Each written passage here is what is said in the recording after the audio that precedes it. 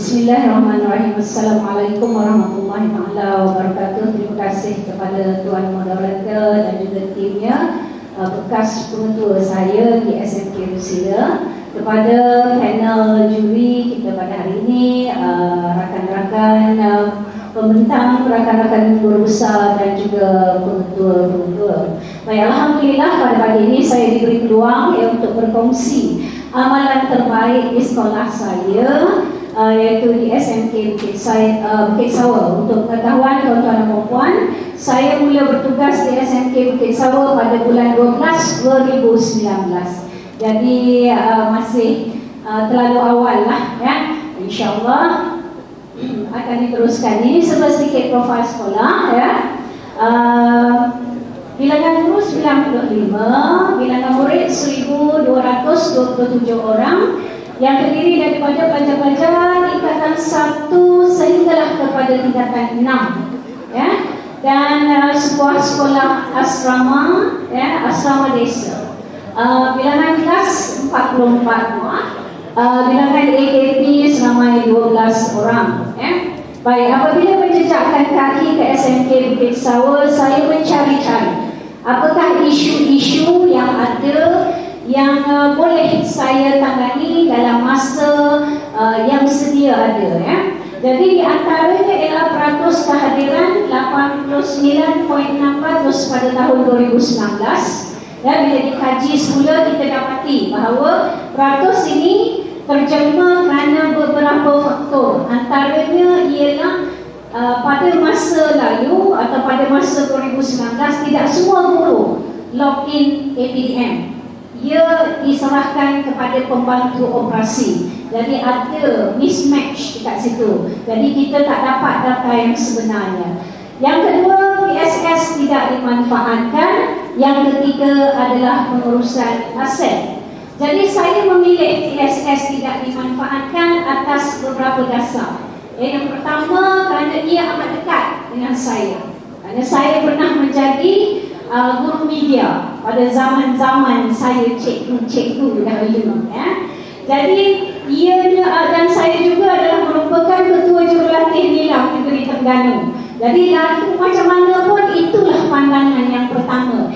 Ianya ibarat apa kata yang cucuk-cucuk dekat baju tu, walaupun kecil ya, tapi tetap terasa. So lalu-lalu nampak juga pusat sumber tu ya.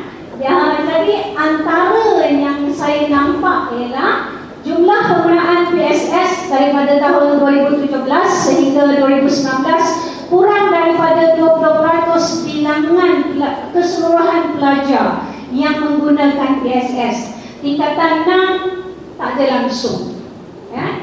Kemudian tidak berfungsi secara maksimum, sama ada digunakan untuk membantu PDPC maupun pada waktu rehat atau waktu selepas sekolah. Yang ini didapati daripada rekod penggunaan ya. Yang ketiga, bahan-bahan tidak diproses sepanjang tahun 2018 ya. Tiada data lengkap bahan. Jadi hasil daripada itu, kerana ia dekat dengan hati saya dan kerana saya rasa ianya perlu ditangani dengan segera, maka saya mengambil inisiatif bersama-sama dengan rakan-rakan pengurusan untuk memberi tumpuan kepada isu atau masalah PSS SMK Bukit Sawa, PSS Imam Al-Ghazali tidak dimanfaatkan buat masa ini dan ia perlu berubah ya. So di antara isu yang bersangkutan dengan PSS yang telah dikenal pasti ya, dari segi manusia, guru ya, dan juga murid ya. Yang pentingnya ialah guru sebagai penggerak ya. So the team must be the right team ya. Jadi saya dapati bahawa kurang kemahiran ya, komitmen agak rendah, murid, budaya, sikap ya, persekitaran, ruang yang terhad, tidak menarik, tidak kondusif, kaedah ya, pengurusan agak lemah, aktiviti tidak menarik ya, tiada pemantauan atau seliaan yang mantap. Dan dari segi bahan-bahan antara yang disebut oleh pelajar saya lapuk cikgu, dia kata, ya. Jadi saya letaklah dekat situ, lapuk dan tidak menarik, ya. Jadi ini harapan atau intervensi yang perlu dilakukan oleh pengurusan SMK Bukit Sawah. Yang pertama ialah memantapkan pengurusan PSS itu sendiri. Yang kedua ialah menyediakan environment yang conducive. Kerana environment memainkan peranan yang penting. Yang ketiga, menetapkan hala tuju yang jelas. Tanpa hala tuju yang jelas, guru-guru saya tidak tahu apa yang perlu dibuat atau nak ke mana PSS kami ini. So, dari segi pendahuluan, kami merasakan bahawa PSS kami walaupun kecil, tapi ianya merupakan jantung atau nadi sekolah. Ia adalah nukleus sebuah sekolah, kecil tetapi perlu signifikan. Tambahan pula di zaman sekarang ni, dengan PDPC abad ke-21, dengan revolusi IR 4.0, literasi maklumat perlu kemahiran literasi maklumat itu amat perlu dikuasai oleh semua, bukan saja pelajar-pelajar di SMK Bukit Sawah. Kemudian saya mengambil satu kata-kata pepatah Inggeris, reading makes a man. Malah dalam Al-Quran sendiri, bacaan yang pertama ialah Iqra, bacalah. So membaca atau mencari ilmu itu adalah merupakan pembinaan kepada manusia dan kemanusiaan. So saya ambil model 4E.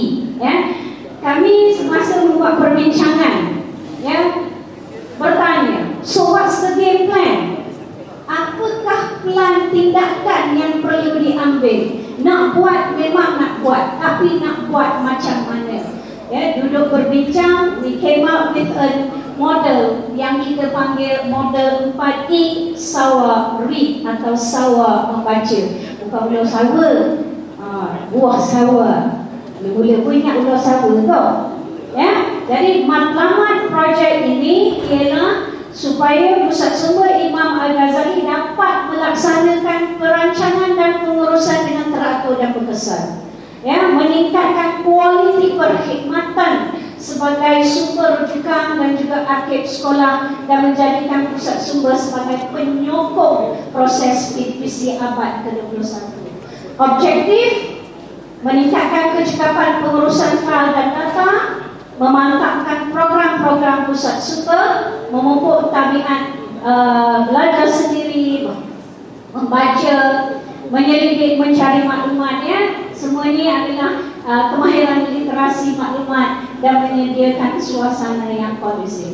This is our main strategy. Matlamat utama kita memang nampak besar, nampak gah, tapi biarlah berdikit-dikit, lama-lama insya-Allah kami akan sampai ke puncak juga. Memupuk pembelajaran sepanjang hayat dan juga pembelajaran bermakna. Lifelong learning mesti diikuti dengan rasa joy atau gembira atau menarik. Lifelong learning. Meaningful learning ialah learning yang ada asas-asas, yang perlu ada how do I explain? Meaningful learning ianya perlu bermakna. Cara belajar itu perlu bermakna, ada cara-caranya dan sebagainya. Ini merupakan sasaran strategi SMK Bukit Sawah. Baik, kami membuat perancangan. Tindakan awal kami ialah berbincang dengan jawatan kuasa sedia ada. Kemudian membuat sedikit analisis data, iaitu temu puan dengan pelajar, dengan cikgu, buat sedikit soal selidik, dan seterusnya merangka strategi dengan menggunakan model 4E.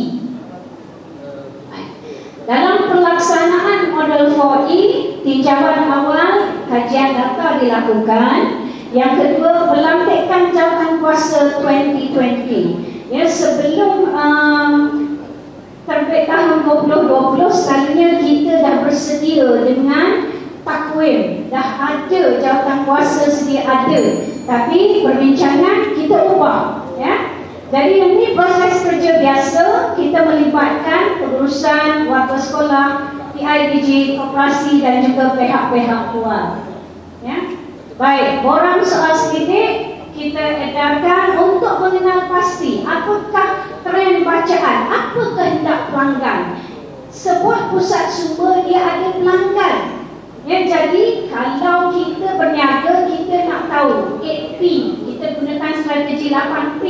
Ya, jadi sebagai sebuah pusat sumber, kita nak tahu apa kehendak pelanggan kita.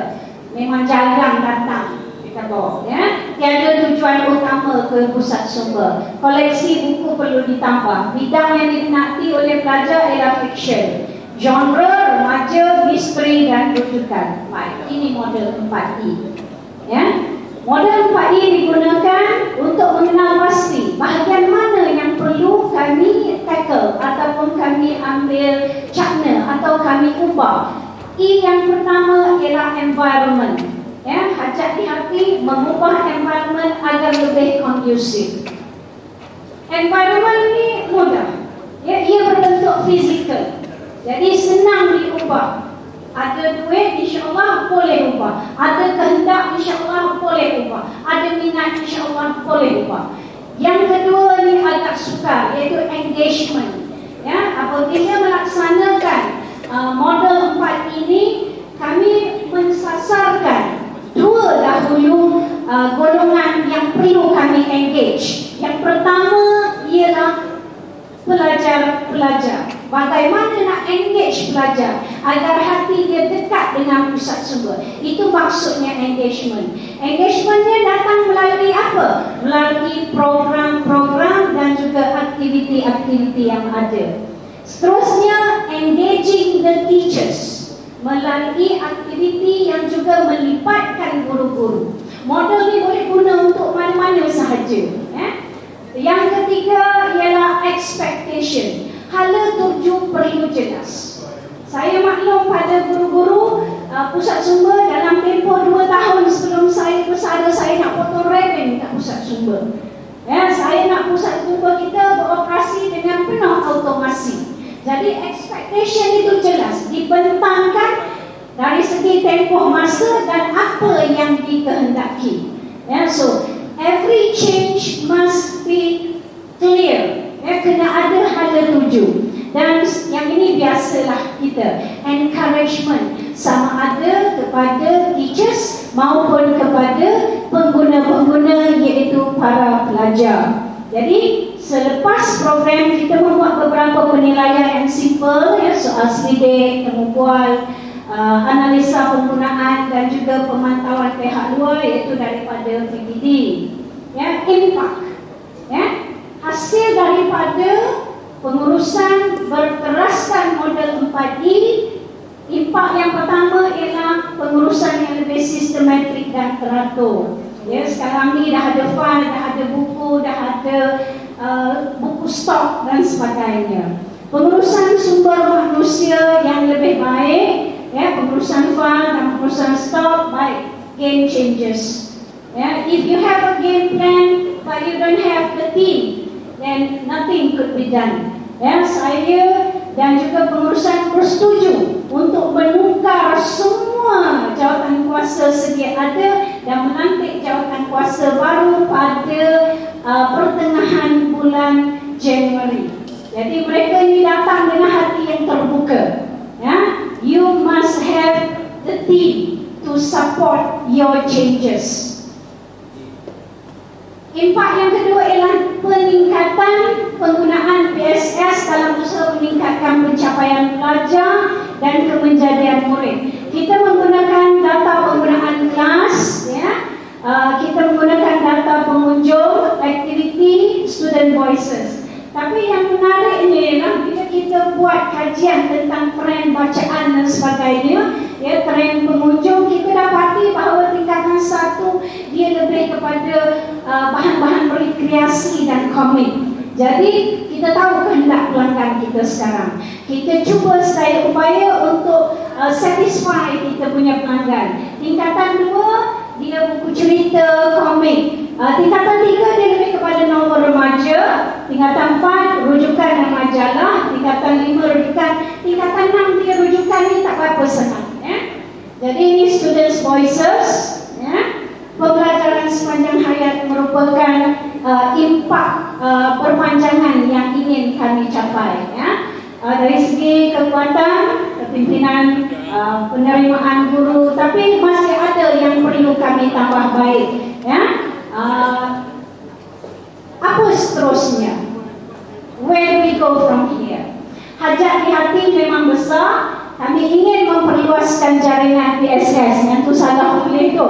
InsyaAllah pada 8 hari bulan Julai, 8 hari bulan yang lalu September, kita telah mengadakan perbincangan awal dengan UMT dan juga KPDN KK Terengganu untuk mengadakan kuis pengguna di yang akan diuruskan oleh PSS SMK Bukit Sawa di peringkat kebangsaan. So ini sebelum nak tengok nak boboh tu. Yang ni buku saja, yang ni selepas. This is environment. Sudut-sudut yang ada. This is engagement. Melalui aktiviti. Tingkatan 6.